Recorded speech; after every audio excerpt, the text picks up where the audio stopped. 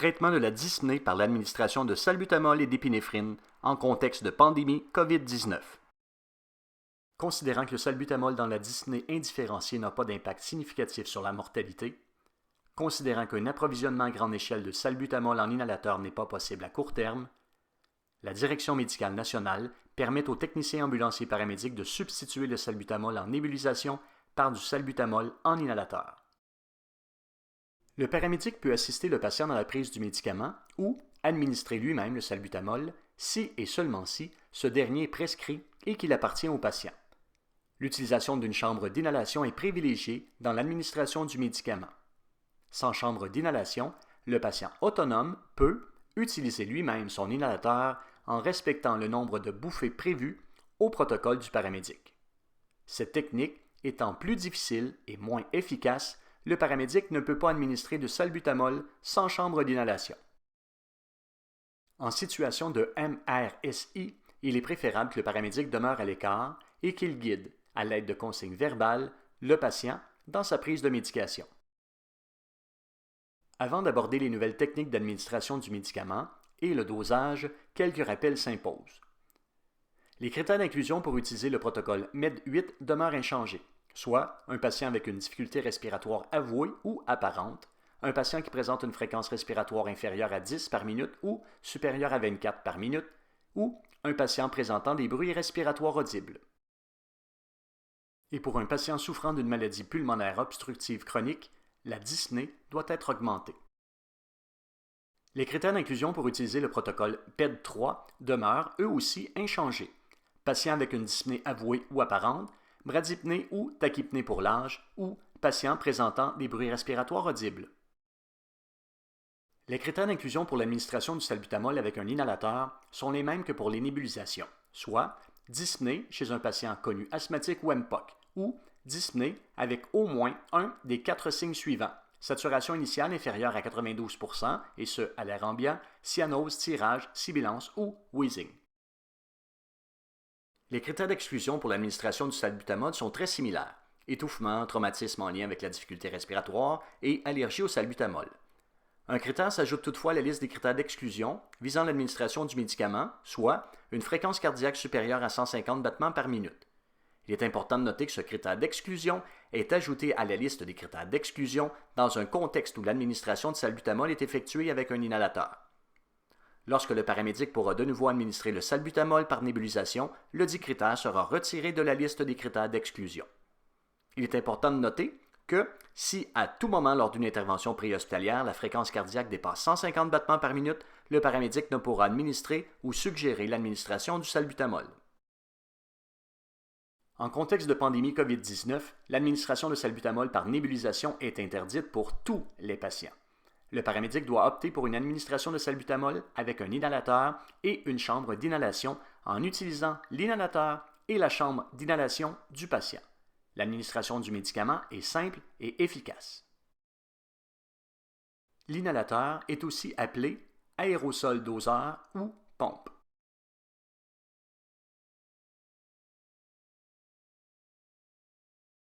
La chambre d'inhalation est aussi nommée aérochambre ou tube d'espacement.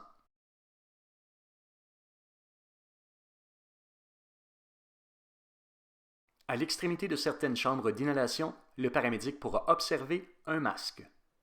Sur le dessus de certaines chambres d'inhalation, le paramédic pourra observer un clapet de retenue ou un indicateur inspiratoire. La conversion entre la dose usuelle en milligrammes et le nombre de bouffées pour une dose est présentée dans le tableau. Ainsi, pour un premier traitement de salbutamol avec une chambre d'inhalation, un homme de 45 ans pesant 70 kg devra inspirer ou inhaler 8 bouffées. Lorsqu'une bouffée est propulsée dans la chambre d'inhalation, le patient doit inspirer normalement à 6 reprises. Chacune des bouffées propulsées dans la chambre d'inhalation est espacée de 30 secondes. 8 bouffées à 30 secondes d'intervalle amènent le paramédic vers un temps d'administration supervisé ou non de 240 secondes, soit 4 minutes. 10 minutes après la fin du premier traitement, si les critères d'inclusion sont toujours présents, l'homme pourra, après avoir bien agité l'inhalateur de haut en bas pendant 5 secondes, s'administrer un deuxième traitement de 8 bouffées. Au total, c'est 3 traitements de salbutamol que pourra recevoir le patient.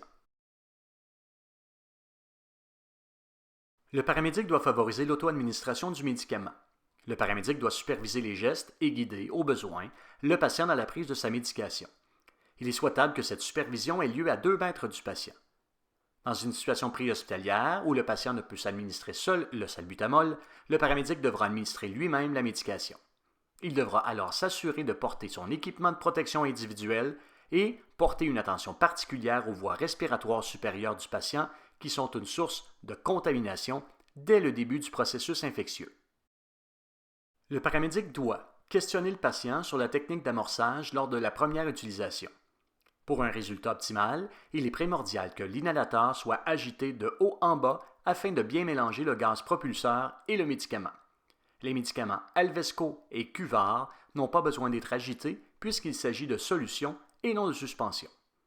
Le paramédic doit également questionner le patient pour savoir comment il fait pour déterminer que le réservoir est vide. Un réservoir vide influence directement la réponse au traitement. Sans chambre d'inhalation, le paramédic ne pourra administrer lui-même la médication. Il pourra par contre guider le patient autonome ou apte dans sa prise de médication. Voici les étapes. Assurez-vous que le réservoir du médicament est inséré adéquatement dans le boîtier de plastique de l'inhalateur. Demandez au patient de retirer le capuchon de plastique de l'inhalateur, si applicable évidemment, et demandez au patient d'agiter l'inhalateur de haut en bas pendant 5 secondes. Demandez au patient d'expirer normalement en vidant ses poumons sans forcer. Demandez au patient de placer l'embout buccal de l'inhalateur dans sa bouche et de refermer les lèvres et les dents autour du dispositif. Demandez au patient d'inspirer ou inhaler et d'appuyer immédiatement sur le réservoir de l'inhalateur pour libérer une seule bouffée de salbutamol. Demandez au patient de continuer d'inspirer ou inhaler lentement et profondément jusqu'à inspiration complète. Puis, demandez au patient d'éloigner le dispositif de sa bouche, de retenir son inspiration de 5 à 10 secondes, puis d'expirer par le nez. Attendez 30 secondes entre les bouffées et répétez la procédure jusqu'à ce que le nombre de bouffées prévues au protocole soit administré. Enfin, demandez au patient d'agiter l'inhalateur de haut en bas pendant 5 secondes, et ce, juste avant le traitement suivant. L'administration de salbutamol avec une chambre d'inhalation est simple.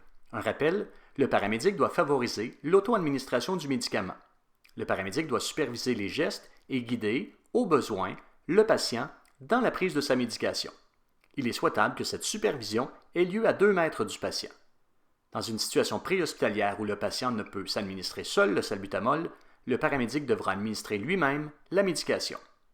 Voici donc les étapes.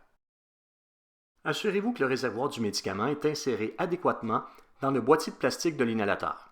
Puis, demandez au patient de retirer les capuchons de plastique de l'inhalateur et de la chambre d'inhalation, évidemment, si c'est applicable. Troisièmement, demandez au patient d'agiter l'inhalateur de haut en bas pendant 5 secondes. Demandez au patient d'insérer l'embout buccal de l'inhalateur dans l'ouverture pour embout buccal de la chambre d'inhalation. Assurez-vous que le réservoir est orienté vers le haut. Ensuite, demandez au patient de placer l'embout buccal de la chambre d'inhalation dans sa bouche et de refermer les lèvres et les dents autour de l'embout. Puis, demandez au patient d'expirer normalement dans la chambre d'inhalation en vidant ses poumons sans forcer. Demandez au patient de libérer la bouffée de médicaments en appuyant sur le réservoir, puis de respirer normalement dans la chambre d'inhalation pendant 6 secondes. Attendez 30 secondes entre les bouffées et répétez la procédure jusqu'à ce que le nombre de bouffées prévues au protocole soit administré. Enfin, demandez au patient d'agiter l'inhalateur de haut en bas pendant 5 secondes et ce, juste avant le traitement suivant.